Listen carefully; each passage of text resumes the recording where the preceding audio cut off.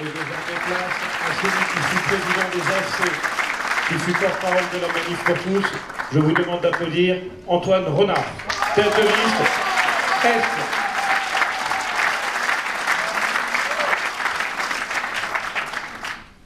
Je suis surtout celui qui a la chance d'avoir Tobias Teuscher sur sa liste. Je ne me prends pas pour Schumann, mais je suis content d'avoir Adenauer avec moi, surtout quand il s'habille en bleu, blanc, rouge et qu'il comprend notre humour français.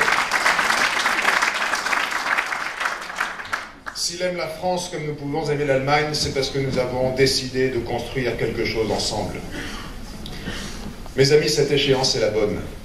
Et je remercie Christine Boutin, la première, et Jean-Claude Martinez, qui ont compris que c'était l'occasion unique de présenter une nouvelle offre politique. Nous sommes passés par 3 temps. Le premier, c'était le temps de la résistance contre un projet de loi imbécile qui a mis tout le monde dans la rue. Le deuxième était une phase de réveil encore incarnée par les veilleurs. Le troisième, c'est celui du remplacement. Nous devons remplacer une classe politique qui a failli.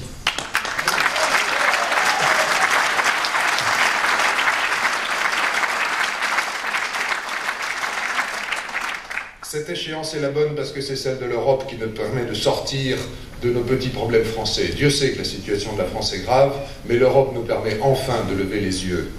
Comme le disait Paul Valéry, la véritable tradition dans les grandes choses, ce n'est pas de refaire ce que les autres ont fait, mais de retrouver l'esprit qui a fait ces choses et qui en produirait de différentes aujourd'hui.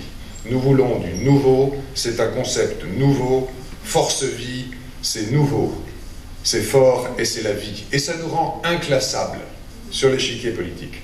Nous ne voulons pas nous situer entre les extrêmes avec tous les complices du système entre deux. Il ne s'agit pas de savoir si nous sommes entre les uns et les autres. Nous ne sommes pas sur cette ligne horizontale. Nous sommes juste au-dessus. Nous voulons nous situer sur une ligne verticale.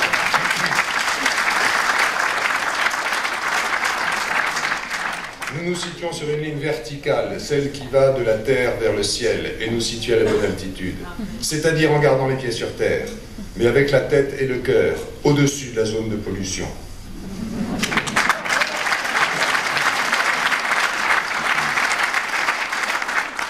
Quand nous disons que nous voulons situer l'homme au centre de la réflexion politique, je vous le dis, ça ne me suffit même pas. Moi, je veux situer l'homme, sa famille et les peuples au-dessus de tout, au-dessus de la création, là où Dieu lui-même l'a situé. Et il m'a semblé entendre des propos similaires dans la bouche de l'archiduc tout à l'heure.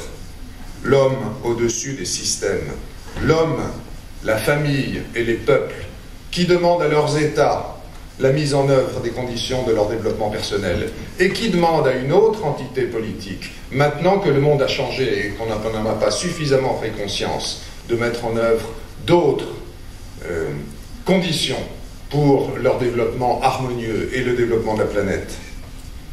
Ceci nous ramène, en effet, à l'affirmation de nos racines chrétiennes, de nos racines grecques, romaines et chrétiennes.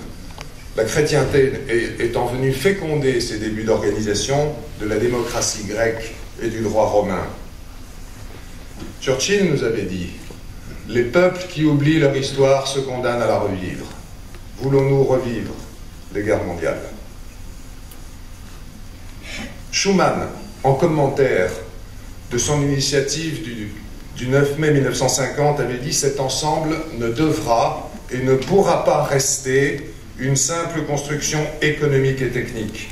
Il lui faut une âme, le sens de ses affinités historiques, la conscience de ses responsabilités présentes et futures, une volonté politique au service d'un même idéal humain.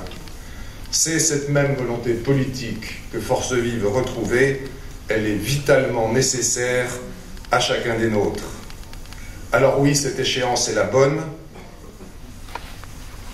Elle doit nous conduire à dépolluer les pièges de ce scrutin, c'est-à-dire, comme le disait Bruno Roche tout à l'heure, à confondre la confusion.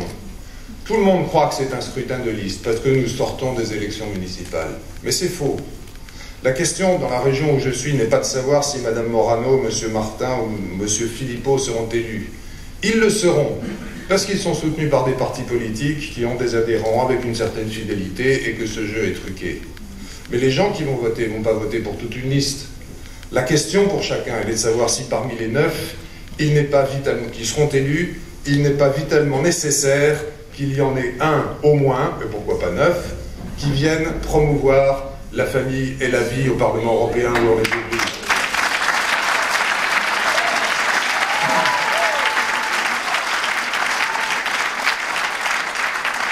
Alors, puisque c'est ça, c'est bien à un vote de conviction et de confiance que les citoyens sont appelés. Ils doivent oublier ces petites stratégies des partis politiques qui se font concurrence avec l'unique objet de reconquérir le pouvoir en France, à un vote de conviction,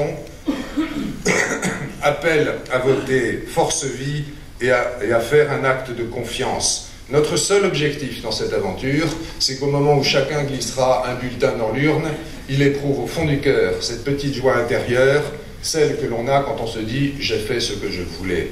Et le reste est sans importance. Alors, d'ici la semaine prochaine, et pardon de le dire, contrairement à ce que nous avons écrit, y compris dans notre clip, ce n'est pas on ne lâche rien, c'est on lâche tout, à la grâce de Dieu, parce qu'au bout du compte, c'est bien le seul qui n'ait jamais lâché personne.